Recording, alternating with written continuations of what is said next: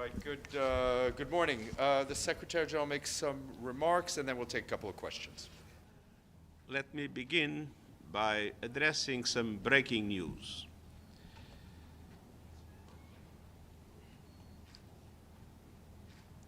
A terrible earthquake has hit parts of Southeast Asia today. And we send our condolences to the governments and peoples of the region. The United Nations system is mobilizing to help those in need. Ladies and gentlemen of the press, I want to focus today on the dramatic and dire situation that is unfolding in South Sudan.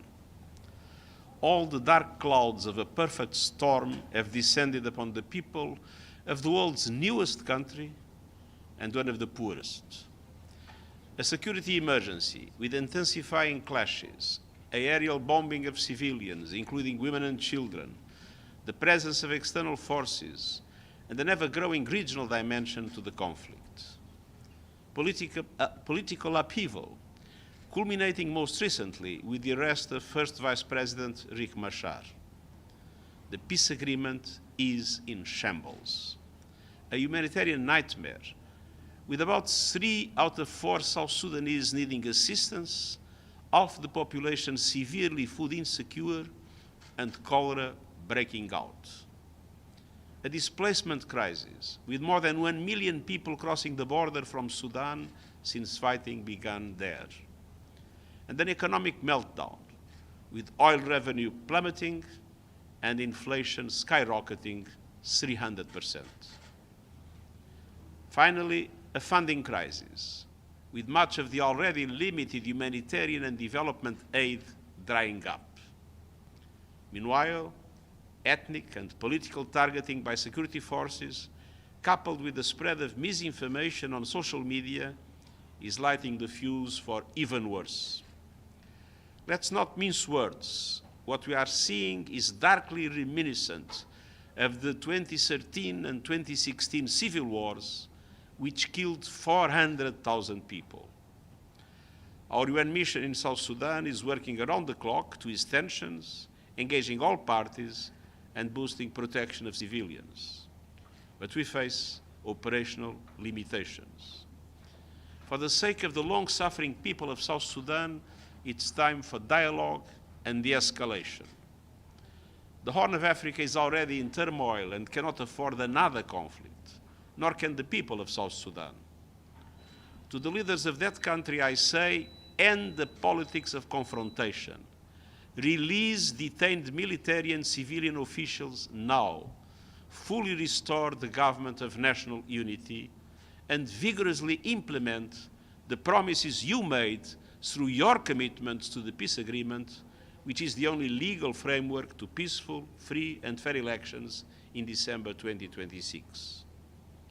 I also urge the regional and international community, as guarantors of the peace agreement, to speak with one voice in support of the peace process and against any attempts to undermine it. I just spoke with the chairperson of the African Union Commission this morning. We fully support the AU initiative to deploy the panel of the wise, as well as the efforts of Special Envoy of President Ruto of Kenya.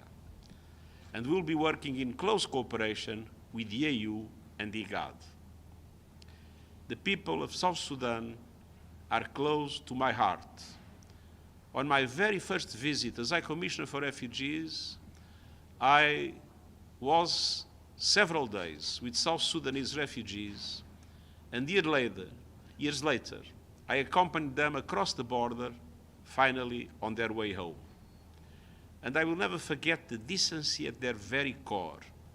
They had such enormous hopes and aspirations, but unfortunately, not the leadership they deserve.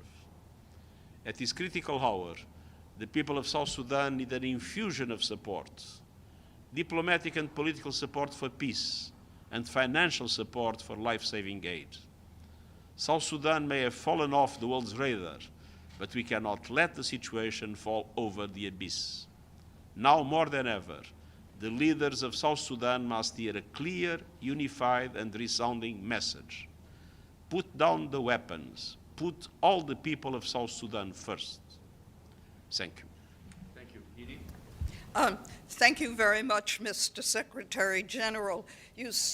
First, you said that the United Nations is mobilizing to help victims of the earthquake in Myanmar and elsewhere in Southeast Asia. Can you give us some details on what the UN is doing in the region? And on South Sudan, have efforts been made or are efforts being made to talk to both Salva Kiir and to try and get to Riek Machar? First of all, the government of Myanmar has asked for international support, and our team in Myanmar is already in contact in order to fully mobilize our resources in the region to support the people of Myanmar. But of course, there are other countries impacted, but the epicenter is in Myanmar, and Myanmar is the weakest country in this present situation. The panel of the wise will and Raila Odinga will visit both Salva Kiir and Riek Machar. We are in very close contact with the African Union and with the IGAD in order to make sure that those visits produce the effect we want. And the effect we want is the reestablishment of the peace agreement and the creation of conditions for peace in South Sudan. Just a quick follow-up. Does the UN actually have a team in Myanmar that's actively working on this? Yes. Michelle? Thank you, Secretary General. I wanted to ask you about Ukraine. Last night, President Putin made a suggestion that there could be a temporary administration introduced in Ukraine under the auspices of the UN and others. Could we get your reaction to that? And has the United States been in touch with the United Nations regarding its attempts to broker a Black Sea ceasefire? First of all, the Ukraine has a legitimate government, and so obviously that must be respected. Second, we have had some contacts with the US. Rebecca Greenspan has had some contacts, but the UN for the moment is not part of the negotiation. Thank you. Benny? Mr. Secretary General, do you have any comment on the events today on the border between Israel and Lebanon? Lebanon, Israel. Our position has been very clear. We have always appealed for the ceasefire to be fully respected. We have always appealed for Israel to leave the posts it still has in Lebanon and respect the territorial integrity of Lebanon. And we have always appealed for the support of the international community to the government of Lebanon and to the Lebanese armed forces in order for them to fully guarantee the sovereignty of the country. Thank you very much. Thank you. And the security of Israel. Thank you.